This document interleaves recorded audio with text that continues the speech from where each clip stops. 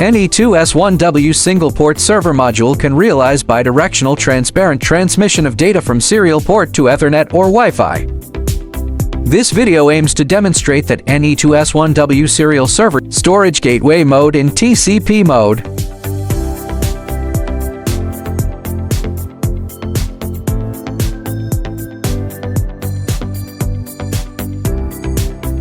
The following materials are required. Next, we will proceed with the product wiring section.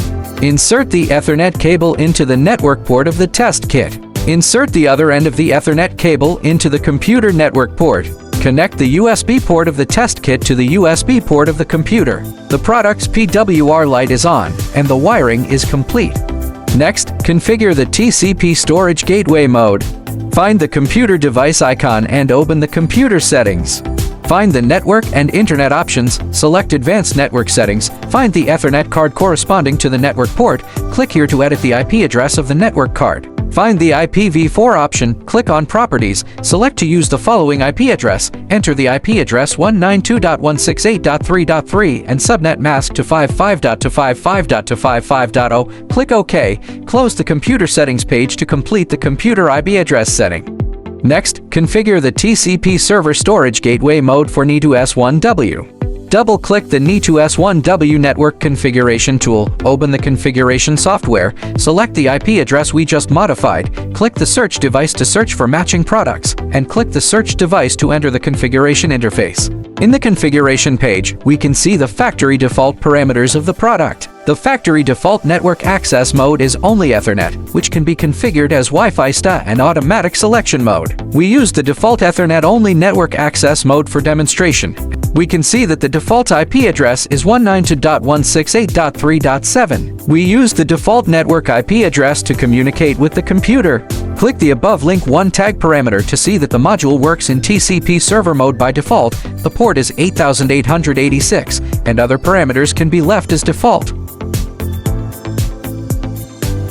Click the serial port parameter label above to switch to the serial port parameter configuration page. The factory default serial port parameters are 115,208 and 1, and we keep the default. Users can modify according to their own conditions. Click the Modbus parameter tag to switch to the Modbus parameter configuration mode. The factory default parameter is to disable the Modbus gateway, that is, to transmit data through the data transmission mode. In this tutorial, we need to switch to storage gateway mode. Note that TCP to R2 needs to be opened here. Other parameters can be left as default.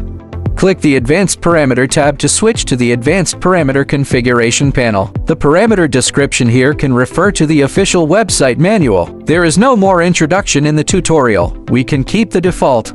Click Save Parameters, and the log box on the left shows that the parameters have been saved successfully. Click Restart Device to make the parameters take effect. Open Modbus Slave, click Connection and click Connect, where select serial port, serial setting to select the serial port number corresponding to the module, baud rate to select the baud rate 115,208 and 1 corresponding to the module, and click OK. Click Setup. Click Slave Definition.